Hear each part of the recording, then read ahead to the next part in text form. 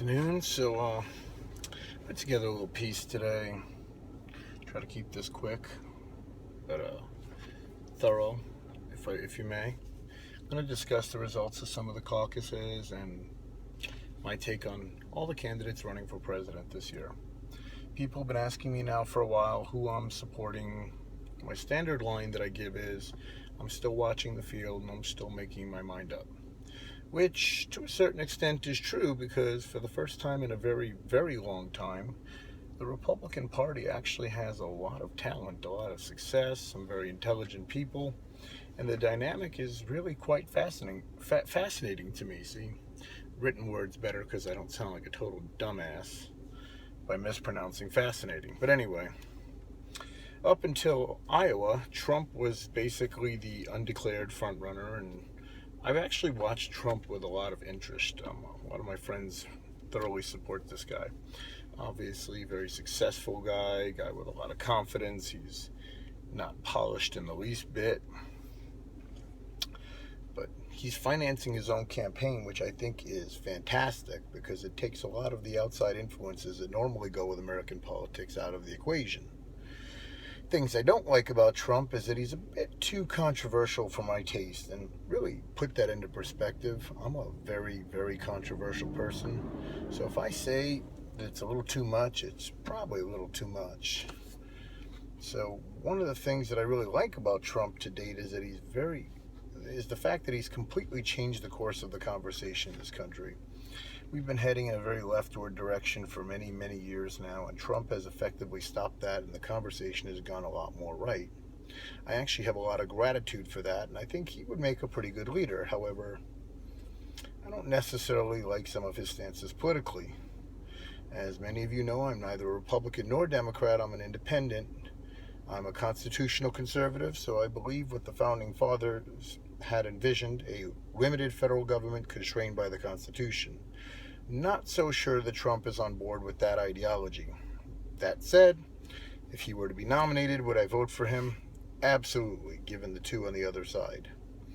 On a side note, I really do wish Jim Webb would have stayed in the race. I think he would have made a terrific candidate for the Democratic Party, but apparently he didn't lean anywhere near left enough for the Democrats, which is really sad. We have a man who's a veteran, he's successful, very intelligent, he's moderate, and the Democrats blew him out of the water as quickly as they could. Some of the other candidates that I've watched with great interest, I've watched Rubio, but I don't like that he supports amnesty, and he's made some anti-cop statements, therefore he's lost a lot of my respect. That said, if he were to be nominated, would I vote for him considering the two dogs on the other side? Absolutely.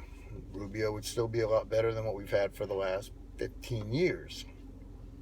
Many of you also know I'm not a very big George Bush fan. I think he grabbed way too much power for the executive branch, and Obama's been even worse. I love Ben Carson, very bright guy, maybe a little too soft-spoken for my taste.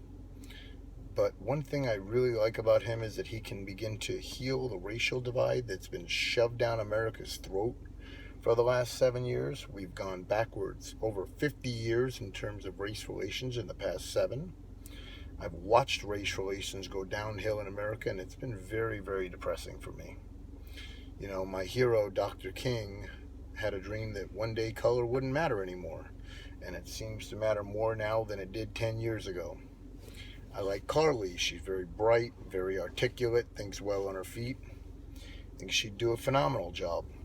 All the while, for the last couple of years, the guy that I've really been watching is Ted Cruz. He's an actual conservative. He's very intelligent. He's an attorney. Now, I know a lot of you don't like attorneys, but there are good attorneys out there. I'm going to leave it at that. And he's done exactly what he said he was going to do. He's uncompromised, even to the point where he's been derided by both the press, the media, everyone. One of the things that I absolutely love about Cruz is he's managed to piss off both the Democrats and the Republicans. Reportedly, when he was first elected to Senate, he was approached by John McCain, who told him, you know, kid, we have a way of doing things here. If you toe the company line, you get appointed to committees, you get more power, you climb the ladder. You really need to do things the way we do things here. He literally responded by saying, yeah, my constituents didn't elect me to do that, so no thanks. That's why McCain absolutely despises him. And let's be honest, both parties have sold out America. Both parties have become all about staying in power and become more about staying in power and creating their own personal wealth. So when someone bucks both of those parties and pisses everybody off, I'd say he or she is doing something right. I'm real curious to see what this election cycle brings from a purely cognitive point of view, because we have two vastly different ideologies. The Democrats have gone so far left that JFK himself wouldn't even have a seat at the table today. They'd call him an extremist. And really, that's quite sad. It's pathetic, actually. So we've got Hillary Clinton, who's a corporate stooge, and quite frankly, I believe is nothing more than a criminal. She's a gangster. And then we have the idiot socialist who was on welfare while he was running for office in Vermont. It's disgusting. The guy's never held a real job, never produced anything. He stoked the fires of, I don't have enough, the rich are bad people because they've been successful and they should give us all their money. And that's just not how it should work. The Democrats have fielded two absolute dogs, and the Republicans have a lot of talent this time. I'm hoping not just for a Republican win, though, but for an actual conservative win, because we've gone so far away from who we are as a nation that it's kind of scary. So that's kind of my take on things right now. I know people who win these early caucuses tend to fizzle out, especially the last few election cycles. Huckabee fizzled out and a few other guys, but I'm watching with bated breath and interested to see who comes out on top. And I think you should too. People ask me, who should I vote for? I'm going to tell you the answer isn't up to me. It's educate yourself on the person. Think realistically.